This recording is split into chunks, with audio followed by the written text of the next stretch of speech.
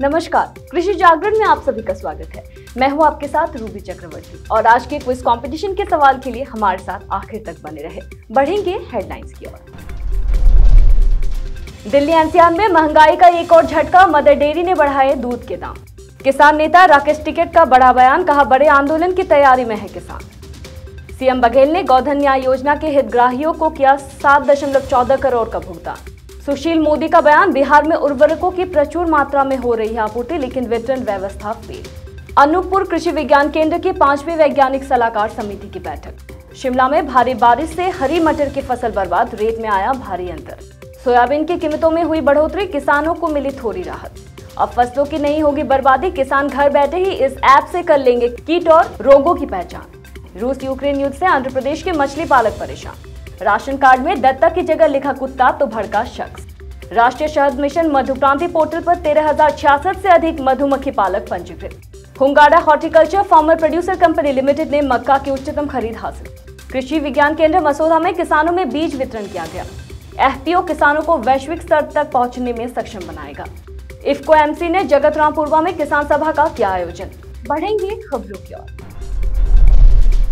Mother dairy ने Delhi NCR में full cream दूध का दाम 1 रुपए प्रति लीटर और टोकन वाले दूध का दाम 2 रुपए प्रति लीटर बढ़ा दिया है। नई दरें सोमवार से लागू हो जाएगी, यानी कि आज से नई दरें लागू हो गई है। वही मदर डेयरी ने कहा कि लागत बढ़ने के चलते उसने ये वृद्धि की है।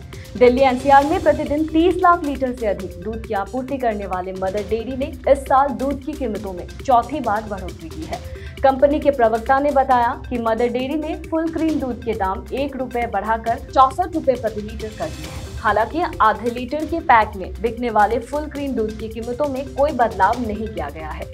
टोकन वाले दूध की कीमत सोमवार से 50 रुपए प्रति लीटर है, वही अभी 48 रुपए प्रति लीटर की दर से बिकता है। वही दूध की कीमतों में बढ़ोतरी घरेलू बजट को प्रभावित करेगी, क्योंकि इस वक्त खाद्य मुद्रास्फीति पहले ही काफी अधिक है। मदर डेयरी ने कीमतों में बढ़ोतरी के लिए डेयरी किसानों से कच्चे दूध की खरीद लागत में बढ़ोतरी को जिम्मेदार ठहराया है। प्रवक्ता ने कहा कि इस साल डेयरी उद्योग में दूध की मांग और आपूर्ति में भारी अंतर देखा जा रहा है। कंपनी ने कहा कि कच्चे दूध की उपलब्धता, चारे की बढ़ती लागत और अनिश्चित मानसून के कारण प्रभावित हुई है। मदर डेयरी ने कहा कि इसके अलावा दूध की मांग काफी बढ़ गई है। प्रवक्ता ने कहा त्योहारी मौसम के बाद भी मांग आपूर्ति में अंतर के कारण कच्चे दूध की कीमतों में मजबूती आई है। उत्तर प्रदेश के जनपद अमरोहा के कस्बा में किसानों के बीच पहुंचे भारतीय किसान यूनियन के राष्ट्रीय प्रवक्ता राकेश टिकैत ने अपने बयान में कहा कि अब दूध, दही, पनीर जैसी चीजों पर भी एमएसपी की जरूरत है और देश की जनता एमएसपी को अब जान चुकी है। इसमें हम लोग बड़े आंदोलन की तैयारी कर रहे हैं। आज संभल में भी किसानों की महापंचायत है। यहाँ पर राकेश टिकैत ने आजम खान को लेकर कहा, ये कोर्ट का निर्णय है, लेकिन वोट आप कहीं भी डाल लो, लेकिन जीतेंगे वो ही। सीएम भूपेश बघेल ने अपने निवास कार्यालय में गोधन न्याय योजना के तहत आयोजित राष्ट्रीय अंतरण के कार्यालय में हितग्राहियों को ऑनलाइन 56वीं किस्त के रूप में कुल 7 करोड़ 14 लाख रुपए की राशि का अंतरण किया, जिसमें गोबर विक्रेताओं को 4.55 करोड़, गौठन समितियों को 1.17 करोड़ तथा स्व सहायता समूह को 1.42 करोड़ रुपए की लाभांश राशि शामिल है। बता दें कि गोधन न्याय योजना के तहत स्वावलंबी गौठान अब स्वयं की राशि से गोबर क्रय करने लगे हैं। नवंबर माह के प्रथम पखवाड़े में स्वावलंबी गौठानों ने 2 करोड़ 58 लाख रुपए का गोबर खरीदा है, जबकि शासन द्वारा 1 करोड़ 57 लाख का गोबर क्रय किया गया है। बिहार के पूर्व उप मुख्यमंत्री सुशील कुमार मोदी ने कहा कि केंद्र सरकार ने बिहार को यूरिया, डीएपी और अन्य उर्वरकों की प्रचुर मात्रा में आपूर्ति की, लेकिन राज्य सरकार की वितरण व्यवस्था फेल होने के कारण उर्वरक किसानों के बजाय कालाबाजारियों और तस्करों के पास पहुंच रहा है। सुशील मोदी ने शनिवार को यह बयान जारी कर कहा कि बिहार में खाद की कोई किल्लत नहीं है, लेकिन विभागीय मंत्री गलत बयानी कर केंद्र को बदनाम कर रहे हैं। उन्होंने कहा कि पिछले 1.5 महीने में बिहार को 2.41 लाख मीट्रिक टन यूरिया मिला और बिक्री के बाद भी 1.48 लाख मीट्रिक टन स्टॉक में पड़ा है। भाजपा नेता ने कहा कि इस साल अक्टूबर में 1.54 लाख मीट्रिक टन और नवंबर में 93,000 मीट्रिक टन यूरिया बिहार को मिला। उन्होंने कहा कि रबी फसल को ध्यान में रखकर केंद्र सरकार ने बिहार को यूरिया और पीएन के उर्वरक को 122 रैंक अक्टूबर में तथा 17 नवंबर तक 85 और रैंक उपलब्ध कराए हैं, लेकिन राज्य सरकार ने इसे किसानों तक पहुंचाने की चिंता नहीं की। सुशील मोदी ने कहा कि बिहार को 1.62 लाख मीट्रिक टन डीएपी उर्वरक की आपूर्ति की गई और बिक्री के बाद ये 90,000 मीट्रिक टन स्टॉक में है। फिर भी कमी का रोना रोया जा रहा है। उन्होंने आगे कहा कि सरकार को अफसरों की मिलीभगत से होने वाली खाद की कालाबाजारी और नेपाल सीमा से होने वाली तस्करी रोकने के लिए कड़ी निगरानी रखनी चाहिए।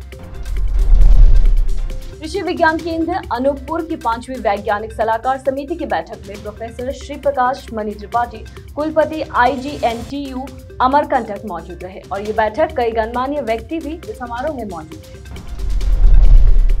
हिमाचल प्रदेश के शिमला जिले में अधिक बारिश की वजह से हरी मटर की फसल खराब हो गई है। साथ ही शुरुआती सर्दी ने भी मटर की फसल को नुकसान पहुंचाया है।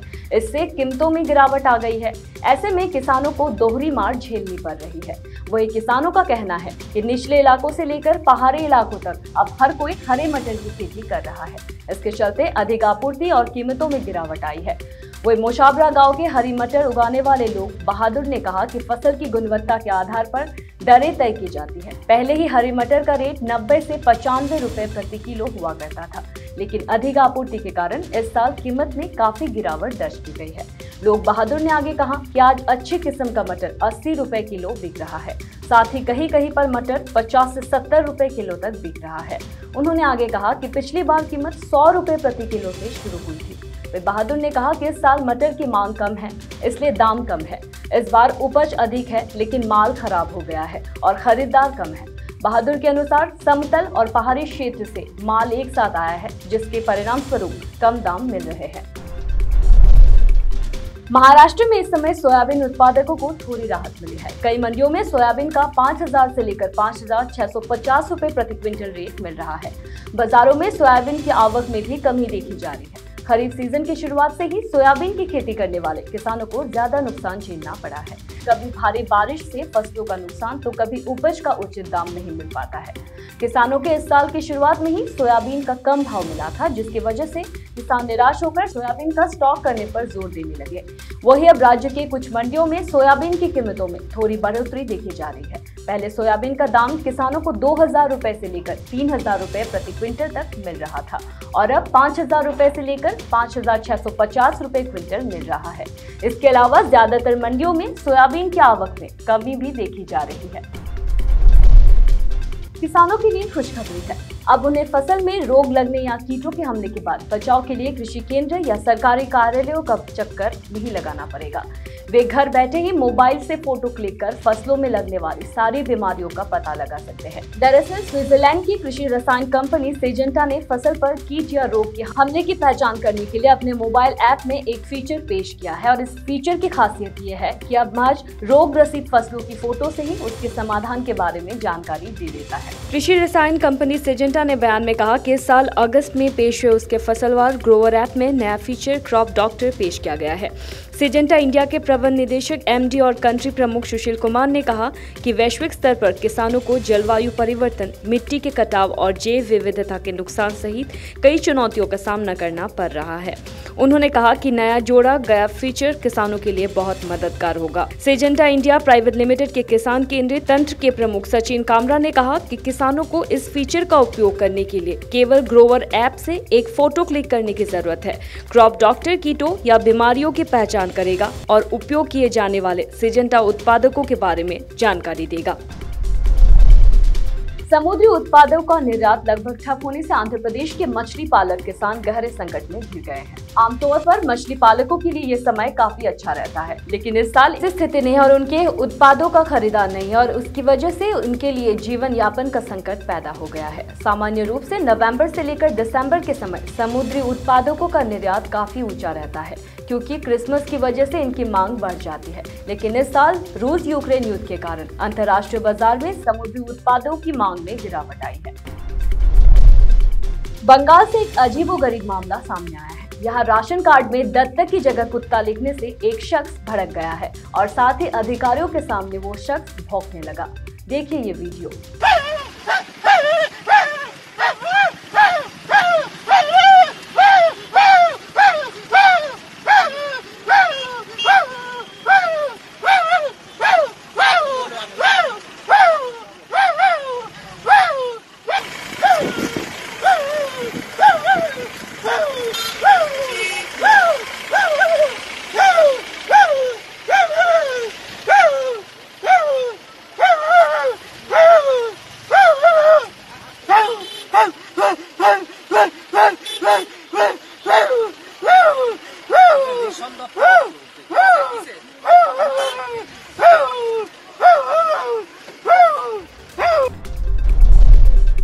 राष्ट्रीय मधुमक्खी पालन और शहद मिशन के तहत मधु क्रांति पोर्टल पर 13,066 से अधिक मधुमक्खी पालक मधुमक्खी पालन सोसाइटी फॉर्म कंपनी अपनी 19.87 लाख मधुमक्खी कॉलोनियों के साथ पंजीकृत है।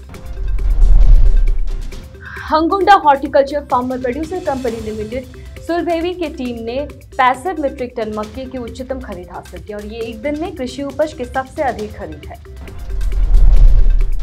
कृषि विज्ञान केंद्र मसौदा अयोध्या में कलेक्टर अग्रिमपंथी प्रदूषण कार्यक्रम का आयोजन किया गया है और किसानों में चना फसल का प्रगतिशील बीज वितरण किया गया।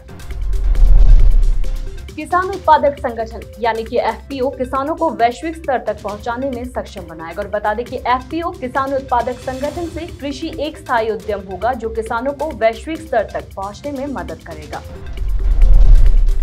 इफ्को एमसी टीएमई अयोध्या और एफए बहराइच ने जगतरामपुरवा में किसान सभा का आयोजन किया गया है और इस कार्यक्रम में 50 से भी अधिक किसान मौजूद रहे। इस कार्यक्रम में सरसों, गेहूं, गन्ना, प्रचारित उत्पाद होमेत्सु, ससोक, कोकोरो, मकेतो, जाकियामा, शिरसागी आदि पर चर्चा की गई। साथ ही इस कार्यक्रम में इफ्को एमसी फोकस उत्पाद और केएसबी के व्यावसायिक लाभों पर भी प्रकाश डाला।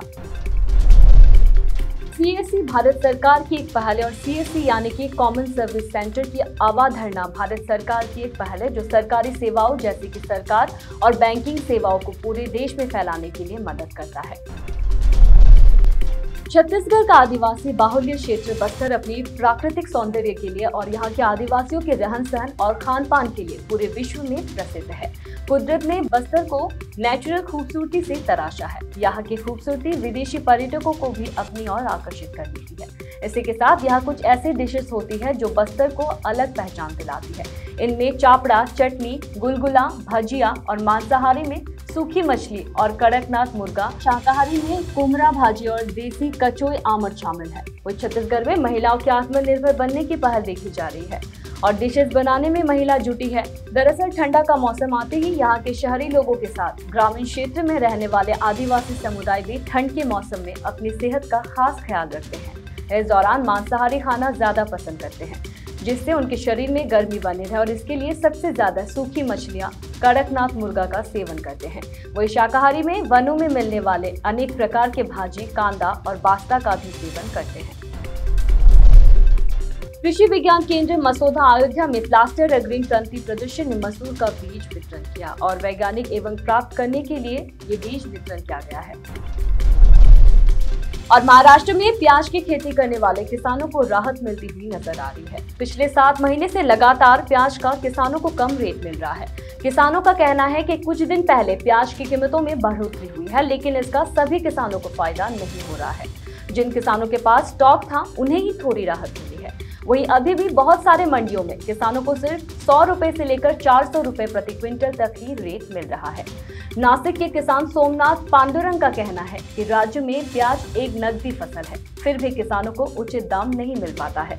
महाराष्ट्र प्याज उत्पादक संगठन के संस्थापक अध्यक्ष भारत दिघोले का कहना है, खरीफ में मिल प्याज को मिले कम भाव के कारण अब रबी में किसान प्याज से ज्यादा दूसरी फसलों की रुख कर रहे हैं।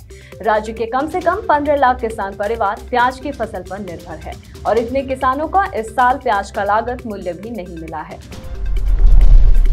पहाड़ों में हो रही लगातार बर्फबारी का असर उत्तर भारत के राज्यों पर भी पड़ने लगा है। मौसम विभाग की माने तो यहाँ का तापमान आने वाले दिनों 3 डिग्री तक जा सकता है। वहीं दिल्ली एनसीआर में तापमान 10 डिग्री से नीचे पहुंच गया है। हिमाचल प्रदेश, जम्मू कश्मीर और उत्तराखंड जैसे पहाड़ी राज्यों में बर्फबारी की वजह से मैदानी इलाकों में ठिठुरन बढ़ने लगी है। इसके कारण तापमान में तेजी से गिरावट देखने को मिल रही है। मौसम विभाग की माने तो अगले 4 से 5 दिनों के अंदर यहाँ का तापमान 3 डिग्री तक पहुँच सकता है। वही अगर देश की राजधानी दिल्ली के मौसम की बात करें तो यहाँ के तापमान में लगातार गिरावट दर्ज की जा रही है। यहाँ आज का न्यूनतम तापमान 9 डिग्री और अधिकतम तापमान 27 डिग्री सेल्सियस रहने की संभावना है। और आज एफटीवी ऑर्गेनिक की क्विज कंपटीशन में आपके लिए सवाल है, उर्वरकों में क्रांति का संबंध किस रंग से है? और आपके ऑप्शंस हैं नंबर 1 गुलाबी, नंबर 2 स्वर्ण, नंबर 3 काला, नंबर 4 धूसर। तो देर किस बात की है, फटाफट से हमें इसका जवाब कमेंट करके जरूर बताएं और जीते एफटीवी ऑर्गेनिक के डिस्काउंट कूपन्स और ढेरों इनाम। फिलहाल कृषि जागरण में मेरे साथ इतना ही। खबरों का सिलसिला जारी रहेगा, देखते रहिए कृषि जागरण। धन्यवाद।